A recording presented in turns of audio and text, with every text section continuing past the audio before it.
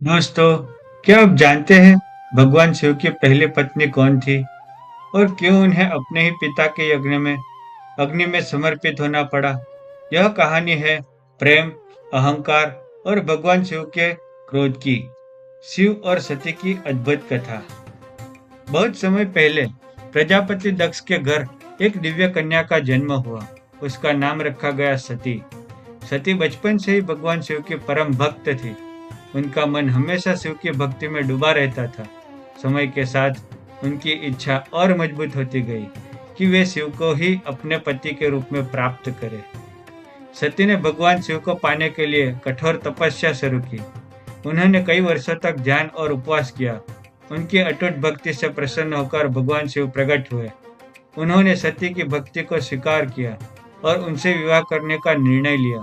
देवताओं और ऋषियों की उपस्थिति में शिव और सती का विवाह संपन्न हुआ। लेकिन सती के पिता दक्ष इस विवाह से खुश नहीं थे। कुछ समय बाद दक्ष ने एक विशाल यज्ञ का आयोजन किया।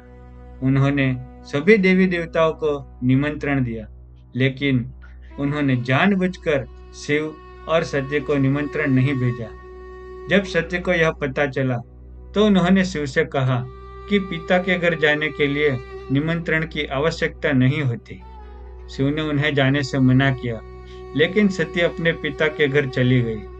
जब सती यह यज्ञ में पहुंची तो वहां उनके पिता दक्ष ने भगवान शिव का अपमान किया। सती यह अपमान सह नहीं पाई। उन्होंने क्रोध और दुख में कहा कि जहां उनके पति का अपमान होता है वहां रहना उनके लिए असंभव है, और फिर उन्होंने यज्ञ की अग्नि में स्वयं को समर्पित कर दिया। जब भगवान शिव को यह समाचार मिला तो उनका क्रोध भयंकर हो गया। उन्होंने अपने क्रोध से वीरभद्र को उत्पन्न किया। वीरभद्र ने जाकर दक्ष के यज्ञ को नष्ट कर दिया। बाद में सती ने पुनः जन्म लिया और पार्वती के रूप में फिर से शिव से विवाह किया।